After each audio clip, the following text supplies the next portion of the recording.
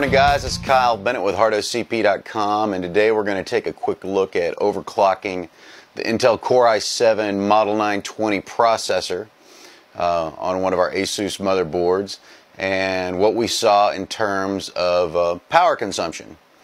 So what you see behind me is a chart setup, and obviously it's on this page as well. And this represents our system with a Thermaltake Tough Power 1200 watt power supply, a 6200 Turbo Cache card from NVIDIA, the processor, and an Intel SSD hard drive. All other power using features have been offloaded to another power supply. So we're literally looking at the board, the CPU, and the video card, and a single SSD. So in the chart here over my shoulder, using our new Bink HD 2400 full HD monitor, which we just got a couple days ago. Looking forward to doing a bunch of Blu-ray testing on it. What we have here, again, our Core i7 920 overclocking. The first bar here represents our core at 2.66 gigahertz at 1.25 V-core. And what we did here was scale up to 3.8 gigahertz. And then you see we've scaled our V-core all the way up to 1.5 volts.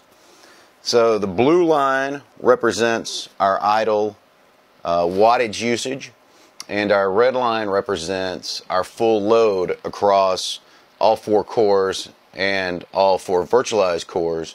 100% load on the CPU. No GPU load at all. Okay. So you see us scale up. We kept the core voltage at 125, or 1.25 rather. We scaled the bus up till we got to 3 gig. We scaled the bus up to 3.5. We were able to pull up to 3.5 gigahertz at 125 V-core, changing nothing in the BIOS except the front side bus, or rather the B-clock bus. You see we gained, going from 2.66 to 3.5, you see us gain somewhere around 31 watts. These numbers again are at the PSU. These are not at the wall, so these are actual PSU power usages. At 3.8, scaling up to 190 B clock, you'll see failure noted, and the test was not able to complete fully loaded. Wasn't even, actually would not even post. Well, I'll take that back. It would post, but it would not load the OS at 3.8 gigahertz at 1.25 V-core on the 920.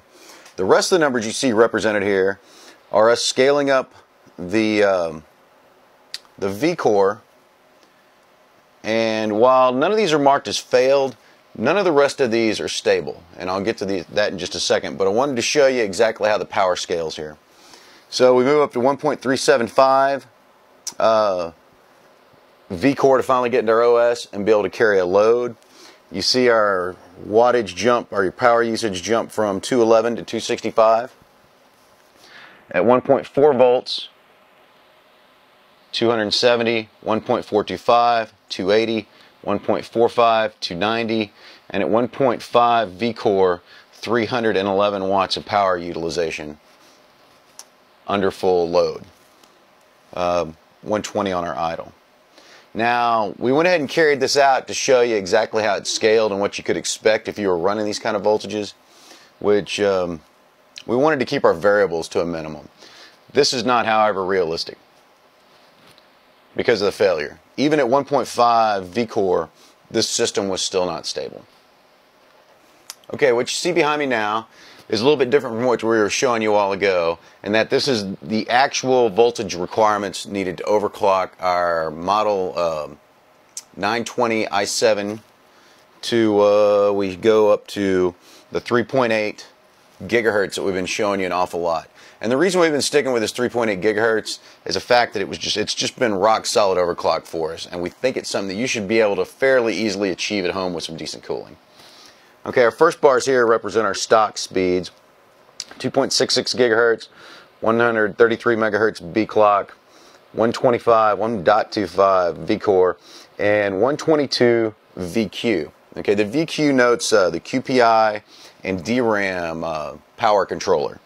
It is defaulted at 1.22 volts on, this was on the Rampage motherboard, the Rampage 2 Extreme by ASUS. So you see us here, we scale up to 3 gigahertz. We've simply scaled the bus to 150, the B clock to 150. We've left our voltage and our VQ the same. You see an increase of 11 watts under load. Here we have scaled up to 3.5, 175 B clock. Again, we've left our voltage, our V core, and our VQ the same, or left it at stock. You see again an increase, this time up to 211 watts total at the PSU under load. And as we scale to 3.8, and getting to 3.5 is incredibly easy. I mean, literally you don't have to change anything. At 3.8, what we're showing, and this is with some different RAM and some different setups than we've used. The RAM on this particular board, again, is the Corsair 6 gig setup. This was a new BIOS on the Rampage 2 Extreme. Interestingly enough, it has a lower VQ voltage than what we saw on the previous P6T voltages, BIOS rather, for the VQ. So to get to 3.8, we scaled our B clock to 190 megahertz. We had to scale our V core up to 1.35 volts, and we had to scale our VQPI up to 1.3 volts. At that point, you're looking at an increase of around, we're at 260 watts or 258 watts total usage back from our 180. So we're looking at, we scaled almost 80 watts under load. And this again is full CPU utilization, no GPU load on this at all. So this is more of a realistic look at what the system would use. And obviously these are ballparks. Don't take them to be exact numbers. I would give you plus or minus 10 watts either side of these. But again, these are numbers, these are wattages taken at the PSU, so they should be very realistic though, and if you're trying to decide what kind of power supply you're going to need for your system. So there it is.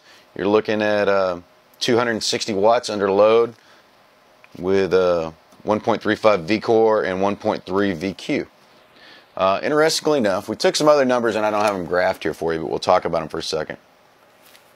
Okay, so scaling these numbers up a little bit further, we wanted to, and we're not going to chart this because there were just way too many variables involved.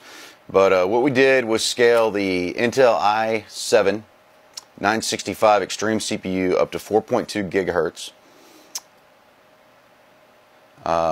And we had a pretty crazy voltage readings on this. We ran it up to 1.55 V core, 1.9 PLL, 1.55 QPI bus, and 1.9 V DRAM bus. At the PSU, at idle, we were looking at 153 watts, which is a huge jump over our 116 that we show here on our 3.8 overclock on our 920. And under full CPU load, we were able to get the wattage up to 381, a full 120 watts above this. Now this is the same exact system, different CPU, and obviously some crazy voltage settings.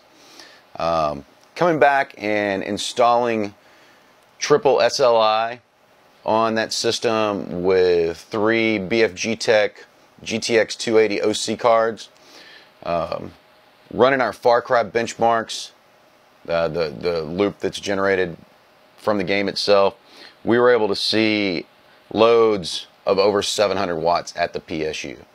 So keep that in mind if you're putting a system together, and remember that that system basically had no hard drives on it, no water cooling on it, nothing but the board, the RAM, the CPU, and a 6200 video card, obviously except for the triple SLI. But anyway, I hope that I helped you understand a little bit what you're dealing with in terms of wattage and power usage scaling when it comes to overclocking the 920 and some other the i7 core series. And obviously send us your questions and we'll try to get to them. Thanks for viewing. Happy overclocking. This is Kyle Bennett with Hard OCP, and we'll talk to you later.